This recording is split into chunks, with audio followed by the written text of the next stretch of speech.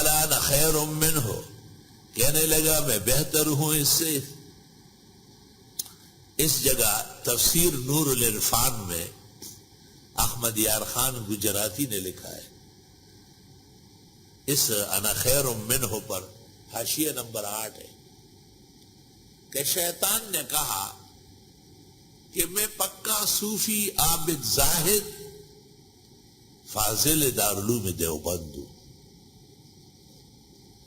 اب دیکھو دیوبند کے دشمنی اور بغض میں صوفی ووفیوں کو بھی لتاڑ لیا، یعنی میں پکا صوفی عابد زاہد فاضل دیوبند ہوں۔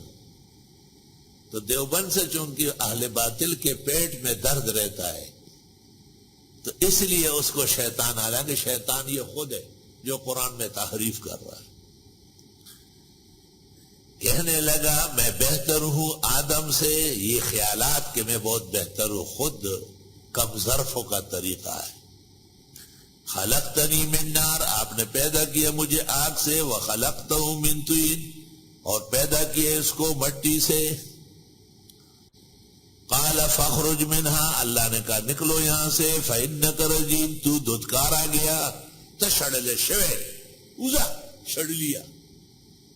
وَإِنَّ عَلَيْكَ لَعْنَتِي إِلَى يَوْمِ الدِّينِ، اور تجھ پر میری لعنت ہے قیامت تک۔ جو دیوبند کو ایسا کہے وہ لعنتی شخص ہے، کوئی کسی باشد جو دیوبند کی اہانت کرے یہ قابل قدر لوگوں کا کام نہیں۔ قال رب فانظرنی الی یوم یبعثون، شیطان نے کہا پروردگار مہلت چاہیے قیامت تک۔ قال فانک من المنظرین، بس تجھے مہلت دے دی گئی، الی یوم الوقت المعلوم، وقت معلوم تک۔